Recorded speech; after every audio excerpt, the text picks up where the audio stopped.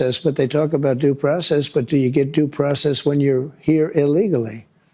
We're going to talk about all of that. We are going to talk about deportation, but I want to start on the economy, sir, which obviously the biggest issue for voters. We got new numbers today, better than expected job numbers. Much better. At the same time, the economy shrank in the first quarter. You've been arguing all week that this is President Biden's economy. Is this now your economy, sir? Well, I think certain aspects of it are.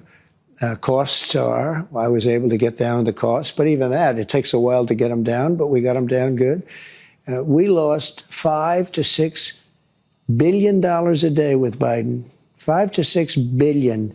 And I've got that down to a great number right now in a record time. You know, we're talking about 100 days. But just think of what that is. $5 billion a day we're losing on trade. And we were very tough with China, as you know. We put 145% tariff on. Nobody's ever heard of such a thing. And we've essentially cut off trade relationships by putting that much of a tariff on. And that's okay. We've gone cold turkey. That means that we're not losing. You know, we lost $1 trillion to China. $1 trillion. That means we're not losing $1 trillion when we go cold turkey because we're not doing business with them right now. And they want to make a deal. They want to make a deal very badly. We'll see how that all turns out, but it's got to be a fair deal. But think of it. We were losing $1 trillion. And that was a big part of the $5 million a day. And I want to talk about China, but just staying on this idea of the economy. On the eve of your inauguration, the stock market spiked. You called it the Trump effect.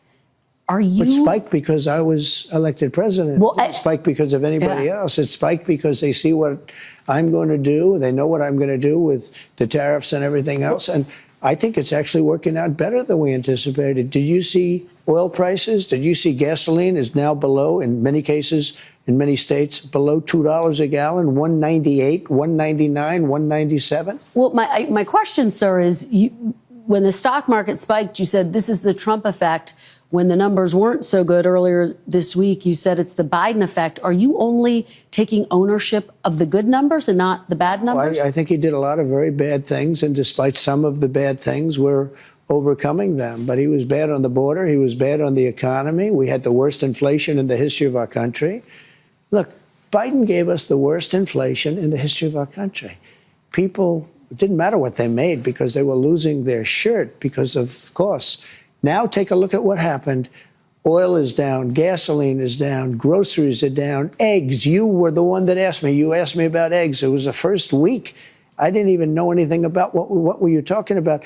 Egg prices were so high you couldn't buy eggs. They didn't have any eggs. And they said Easter is going to be a disaster. Well, we had Easter at the White House, and we had thousands of eggs, and they were down 87%. Yeah, a lot of that, of course, spike was because of bird flu. But when does it become the Trump economy? Why do you say that? Well, tell me, we had the same bird flu as he had. When does it become the Trump economy?